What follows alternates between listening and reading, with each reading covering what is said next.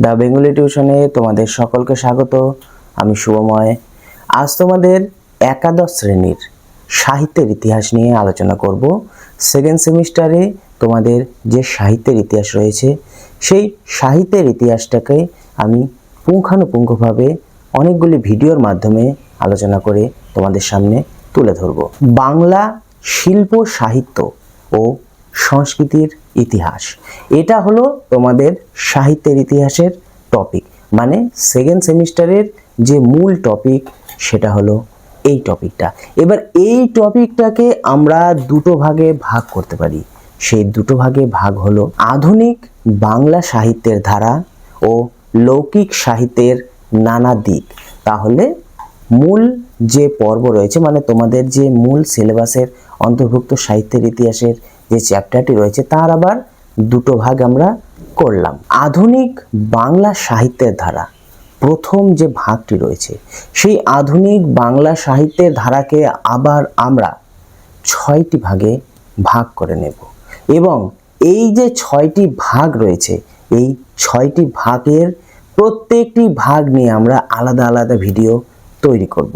ঊনবিংশ শতাব্দীর সামাজিক, ধর্মীয় ও শিক্ষা সংস্কারমূলক আন্দোলন, বাংলা সাময়িক পত্রের উদ্ভব ও বিকাশ, বাংলা গদ্য প্রবন্ধের ধারা, আধুনিক বাংলা কাব্য কবিতার ধারা, আধুনিক বাংলা নাট্য সাহিত্যের ধারা, বাংলা কথা সাহিত্যের ধারা। এই যে কথা সাহিত্যের ধারা এর মধ্যে রয়েছে উপন্যাস, ছোট গল্প এবং শিশু কিশোর সাহিত্য। তাহলে এই যে 6টি ভাগ, এই 6টি ভাগের আমরা 6টি ভিডিও তৈরি করব। তার সাথে আরেকটি ভিডিও থাকবে যেটা প্রথম যে দুভাগে ভাগ করেছিলাম সেই দুই ভাগের মধ্যে পরের ভাগটি, মানে লৌকিক সাহিত্যের ধারা। তাহলে চলো এবার শুরু করি। আজ আমরা আধুনিক বাংলা নাট্য সাহিত্যের ধারা, এই যে পর্বটি রয়েছে, মানে আমি যে 6টি অধ্যায়কে ভাগ করেছিলাম তার মধ্যে আজ আমরা নাট্য সাহিত্যের ধারা এই পর্বটি নিয়ে আলোচনা করব। যাত্রা কথাটি প্রাচীনকাল থেকেই চলে আসছে আমাদের সমাজে। প্রাচীনকালে আমরা দেখতে পাই বিভিন্ন ধর্মীয় উৎসবে, অর্থাৎ কোনো দেবতার লীলা উপলক্ষে লোকেরা এক স্থান থেকে অন্য স্থানে গিয়ে নাচ গানের মাধ্যমে দেবতার মাহাত্ম্য প্রকাশ করত। সেগুলি মূলত যাত্রাপালা। আর যাত্রা তো বর্তমানে তোমরা হয়তো বা নাও দেখে থাকতে পারো, আমাদের সময় চলতো। তো যাত্রা আধুনিককালে তার স্বাদ ভিন্ন মাত্রায় এখন চলে এসেছে। তো আগেকার দিনে দেবদেবীদের মাহাত্ম্য ইত্যাদি ছিল যাত্রা। প্রাচীনকালে গবেষকদের নানা আলোচনার মাধ্যমে জানা গিয়েছে যে দেবতার উৎসব, শোভাযাত্রা ও নাচ গান থেকেই আমাদের এই যাত্রাপালার উদ্ভব হয়েছিল। শোভাযাত্রা করে যেহেতু এই উৎসব পালন করা হতো, তাই এই উৎসবে সংস্কৃত ভাষার ব্যবহার বেশি পরিমাণে লক্ষ্য করা যেত। পরবর্তীকালে আমরা দেখতে পাই ধর্মীয় যে দেবদেবী রয়েছে তাদের বন্দনা বা পরিক্রমা বন্ধ হয়ে যায়।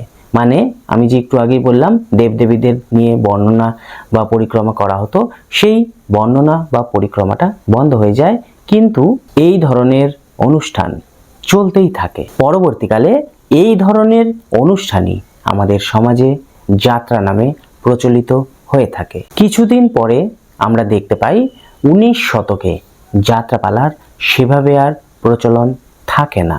তখন জনগণ অন্য আনন্দে মেতে ওঠে। তখন জনগণের মধ্যে প্রভাব বিস্তার করতে থাকে ইউরোপীয় ধাঁচের আদলে তৈরি নাটক।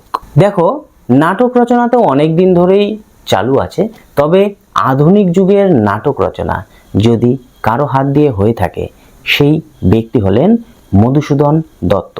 এছাড়াও আমরা আরো কয়েকজনের নাম বেশ উল্লেখযোগ্য সহকারে বলতে পারি আমরা। তাদের মধ্যে দীনবন্ধু মিত্র, গিরিশ ঘোষ, দ্বিজেন্দ্রলাল রায় বা সংক্ষেপে বলা হয় ডিএল রায়, রবীন্দ্রনাথ, বিজন ভট্টাচার্য, শম্ভু মিত্র ইত্যাদি। আমরা দেখতে পাই ভারতবর্ষে নাটকের সূচনা হয়েছিল বহুকাল পূর্বেই।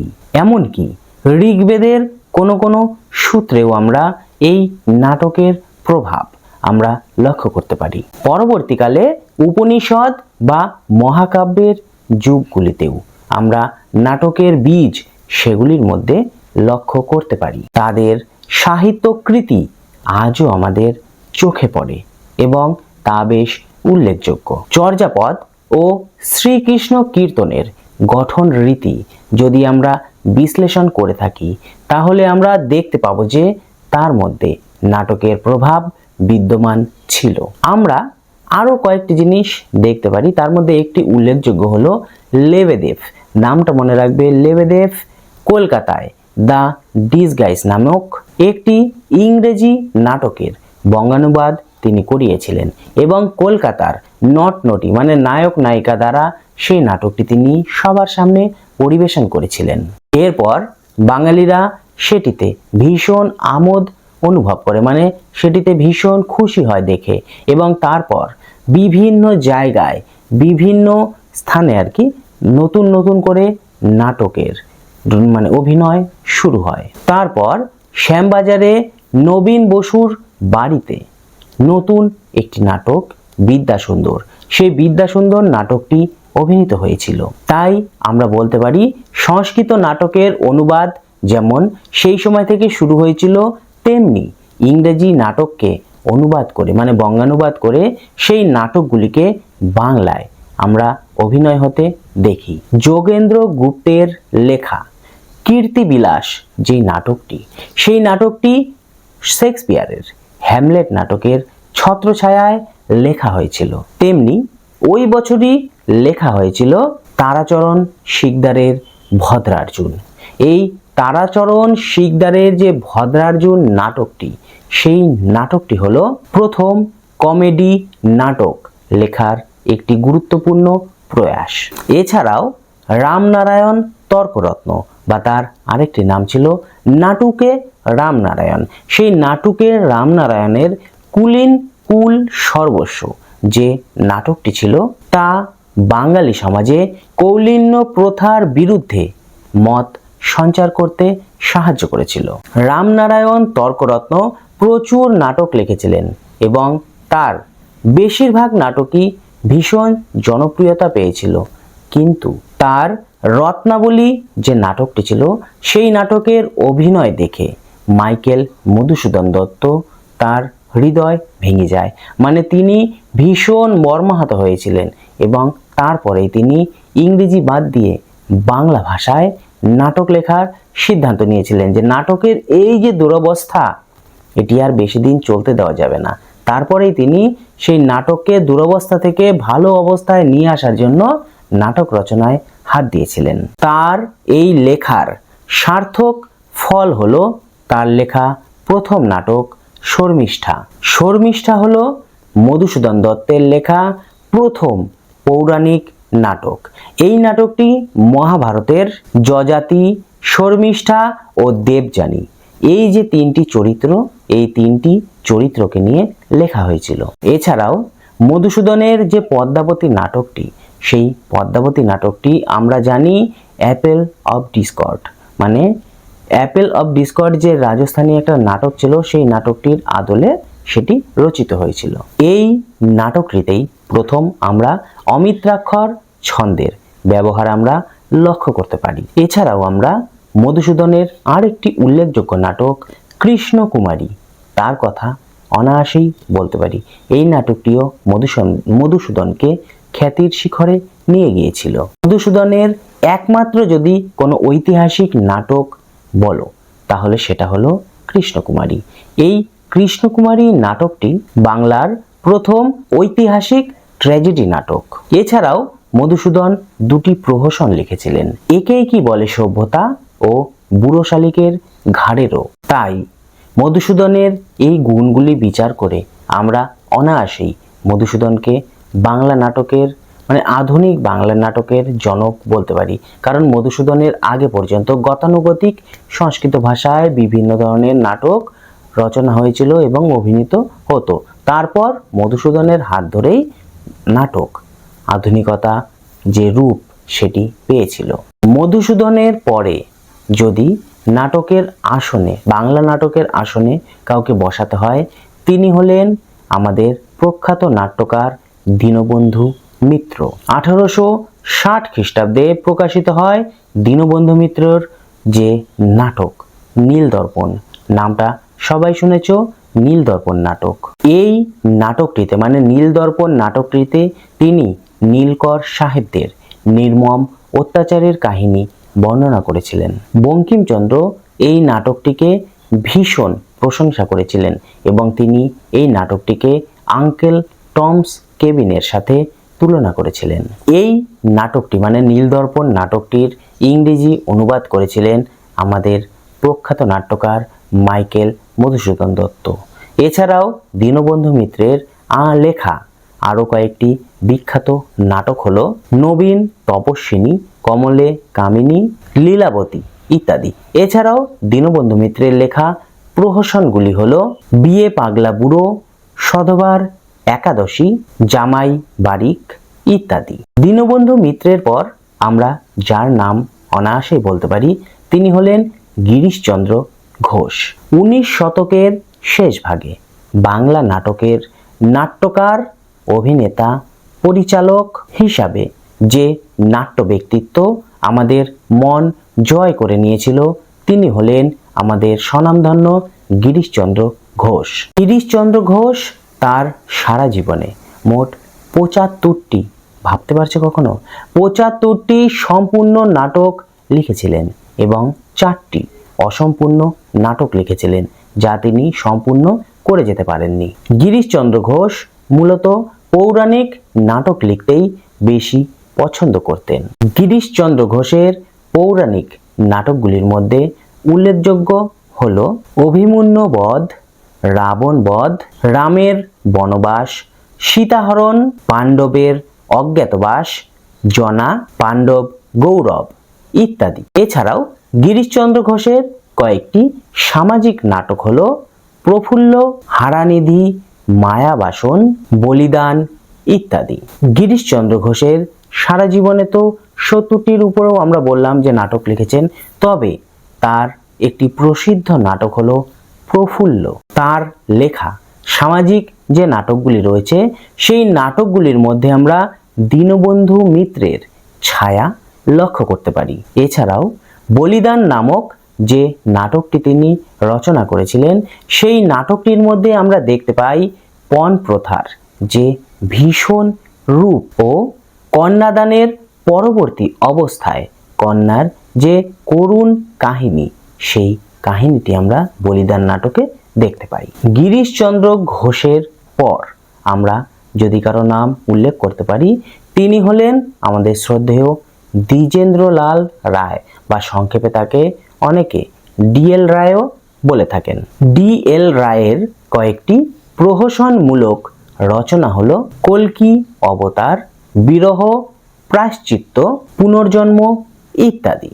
এছাড়াও তার কয়েকটি পৌরাণিক নাটক হলো সীতা, ভীষ্ম, পরপারে, বঙ্গনারী ইত্যাদি। আর ঐতিহাসিক নাটকগুলির মধ্যে উল্লেখযোগ্য ছিল প্রতাপ সিংহ, দুর্গাদাস, নূরজাহান, মেবার পতন, শাহজাহান ইত্যাদি। আমরা ডিএল রায়ের ক্ষেত্রে একটি কথা অনায়াসেই বলতে পারি, ইতিহাসকে আশ্রয় করে তিনি ঐতিহাসিক নাটক লিখেছিলেন, এ কথা সত্য, কিন্তু সেই ঐতিহাসিক নাটকে তিনি যত্ন করে শেক্সপিয়ারের ট্র্যাজেডিকে তিনি অনুসরণ করেছিলেন। দেখো, সবার কথা বললাম, রবীন্দ্রনাথ ঠাকুর, তার কথা যদি না বলি তাহলে তো ভীষণ অন্যায় করা হবে।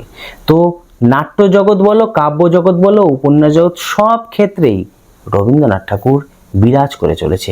এখন আমরা একটু রবীন্দ্রনাথ ঠাকুর সম্পর্কে জেনে নেই। রবীন্দ্রনাথ ঠাকুর পারিবারিক গণ্ডির মধ্যে থেকেই তিনি নাটক লেখা শুরু করেছিলেন। শুধু নাটক রচনায় কেন, জোড়াসাঁকোর ঠাকুর বাড়িতে যে নাটকের অভিনয় হতো সেই অভিনয় তিনি খুব সুন্দরভাবে করতেন ছোটবেলা থেকেই। রবীন্দ্রনাথ ঠাকুর রচিত গীতি নাটক, প্রথমেই আমরা গীতি নাটক নিয়ে শুরু করব। গীতি নাটকগুলি হলো মানে উল্লেখযোগ্য কয়েকটি গীতি নাটক হলো বাল্মীকি প্রতিভা, শ্যামা, প্রায়শ্চিত্ত, কালমৃগয়া, মায়ার খেলা ইত্যাদি। রবীন্দ্রনাথ ঠাকুরের মনস্তাত্ত্বিক যে নাটকগুলি রয়েছে, মানে মনস্তত্ত্বমূলক যে নাটকগুলি রয়েছে, সেগুলি হলো প্রকৃতির প্রতিশোধ, রাজা ও রানী, বিসর্জন ইত্যাদি। রবীন্দ্রনাথ ঠাকুরের কাব্য প্রধান যে নাটকগুলি রয়েছে সেগুলি হলো চিত্রাঙ্গদা, বিদায় অভিশাপ, সতী, কর্ণ, কুন্তী সংবাদ ইত্যাদি।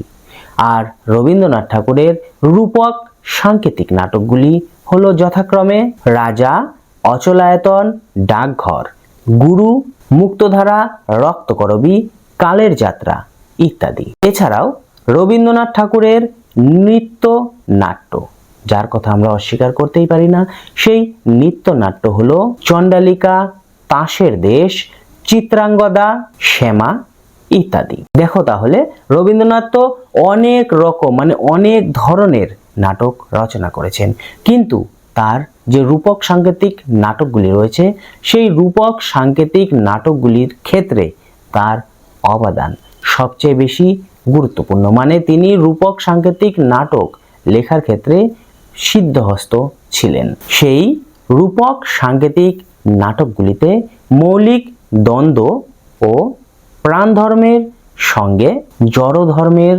সংঘাত আমরা লক্ষ্য করতে পারি। এছাড়াও হাস্য রসাত্মক নাটক রচনার ক্ষেত্রেও রবীন্দ্রনাথ ছিলেন সিদ্ধহস্ত। তার হাস্য রসাত্মক কয়েকটি নাটক হলো গোড়ায় গলদ, বৈকুণ্ঠের খাতা, হাস্য কৌতুক, চিরকুমার সভা ইত্যাদি। আমরা যে গোড়ায় গলদ নাটকটির কথা বললাম, সেই নাটকটি জ্যোতিরিন্দ্রনাথ ঠাকুরের সঙ্গীত সমাজে অভিনয়ের জন্যই মূলত রচনা করা হয়েছিল। রবীন্দ্রনাথের পরে আমরা যে নাট্যকারের নাম তুলে ধরব, সেই নাট্যকারের নাম হলো তুলসী লাহিড়ী। বাংলা নাট্যজগৎ ও চিত্রজগতের সঙ্গে অত্যন্ত ঘনিষ্ঠভাবে যুক্ত ছিলেন আমাদের শ্রদ্ধেয় তুলসী লাহিড়ী মহাশয়। তার নাটকে সমাজের উপেক্ষিত ও বিপন্ন মানুষকে যে বঞ্চনা, বা বলতে পারো বিপন্ন মানুষকে মানে সাধারণ মানুষ যাদেরকে ঠকানো হচ্ছে, তাদের চিত্র খুব সুন্দর করে তিনি ফুটিয়ে তুলেছিলেন। তুলসী লাহিড়ীর কয়েকটি বিখ্যাত নাটক হলো মায়া কাজল, চোরাবালি, সর্বহারা, মিলন, ছেঁড়া তার ইত্যাদি। 50-এর মন্বন্তরে গ্রাম্য সমাজের পটভূমিতে কৃষকদের নিয়ে কামরূপী উপভাষার মাধ্যমে ছেঁড়া তার নাটকটি তিনি রচনা করেছিলেন। এছাড়াও দারিদ্র ও বঞ্চনা সাধারণ মানুষকে কিভাবে শোচনীয় পর্যায়ে নিয়ে আসে, সেই চিত্রও তিনি তার নাটকগুলিতে ফুটিয়ে তুলেছিলেন। এই যে কথাগুলি বললাম, এই কথাগুলি মানে সামাজিক যে বঞ্চনার চিত্র, এই কথাগুলি আমরা লক্ষ্মীপ্রিয়া যে উপাখ্যান বা লক্ষ্মীপ্রিয়ার যে সংসার, এই যে নাটকটি রয়েছে, সেই নাটকে আমরা খুব সুন্দরভাবে তিনি এই বাস্তব চিত্রকে ফুটে তুলেছিলেন। এর পরে আমরা বিজন ভট্টাচার্যের নাম অনায়াসেই বলতে পারি। বিজন ভট্টাচার্য ছিলেন গণনাট্য আন্দোলনের এক পুরোধা ব্যক্তিত্ব। এছাড়াও তিনি ছিলেন নবনাট্য আন্দোলনের পথিকৃৎ এবং বিশিষ্ট অভিনেতা ও পরিচালক। আর জীবনে তিনি মোট 26টি নাটক নাটিকা রচনা করেছিলেন। তার এই 26টি নাটক নাটিকার মধ্যে কয়েকটি উল্লেখযোগ্য নাটক হলো যথাক্রমে নবান্ন, অবরোধ, যতুগৃহ, দেবীগর্জন, আজ বসন্ত, গুপ্তধন ইত্যাদি। বিজন ভট্টাচার্য লেখা যে নবান্ন নাটক, সেই নবান্ন নাটকটিতে আমরা দেখতে পাই ভয়াবহ দুর্ভিক্ষ এবং এই দুর্ভিক্ষরত অবস্থায় নিপীড়িতদের ওপর, মানে যারা দুর্ভিক্ষে একেই অনাহারে রয়েছে, তাদের উপর কিভাবে শোষণ চালানো হচ্ছে নির্মম ভাবে, সেই চিত্র আমরা এখানে ফুটে উঠতে দেখি। সেই সময়কার নাট্য আন্দোলনের ক্ষেত্রে আমরা এই নবান্ন নাটকের অবদানকে কখনোই ভুলতে পারবো না। এছাড়াও তার লেখা দেবী গর্জন যে নাটকটি রয়েছে, সেই নাটকটিতে আমরা কৃষক আন্দোলনের ছবি খুব সুন্দরভাবে ফুটে উঠতে দেখি। এরপরে আমরা শম্ভু মিত্রের নাম অনায়াসেই বলতে পারি। গণনাট্য আন্দোলনের পথ পেরিয়ে নবনাট্য আন্দোলনের সূচনা ও অগ্রগতির ক্ষেত্রে শম্ভু মিত্রের অবদান অনস্বীকার্য। শম্ভু মিত্র তো অনেক নাটক লিখেছিলেন, তবুও তার কালজয়ী যে সমস্ত নাটক রয়েছে তার মধ্যে উল্লেখযোগ্য কয়েকটি নাটক হলো উলুখাগড়া। মূলত এই একটি নাটকই আমরা মন্বন্তর পটভূমিকায় যে বিধ্বস্ত যে লোকের ছবি, সেই ছবি আমরা উলুখাগড়া নাটকে দেখতে পাই। এছাড়াও মনসামঙ্গল যে কাব্যকাহিনী রয়েছে, তার কাব্যকাহিনীর প্রেক্ষাপটে তিনি চাঁদ সদাগরের যে করুণ পরিণতি হয়েছিল, সেই করুণ পরিণতি নিয়ে চাঁদ বণিকের পালা নামক একটি নাটক রচনা করেছিলেন। আমরা এরপরে উৎপল দত্ত সম্পর্কে সামান্য জেনে নেব। বিংশ শতকে বাংলা নাটকে ও রঙ্গমঞ্চের ইতিহাসে শ্রদ্ধার পাত্র ছিলেন আমাদের শ্রদ্ধেয় উৎপল দত্ত।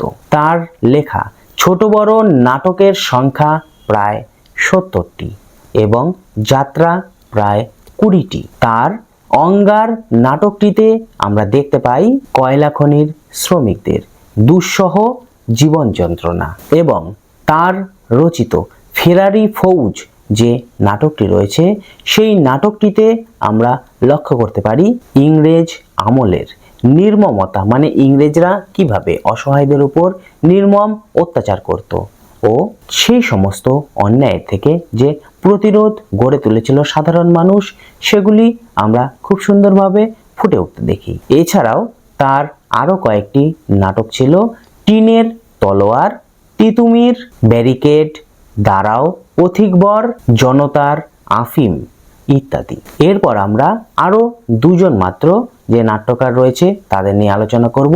প্রথম হলো বাদল সরকার।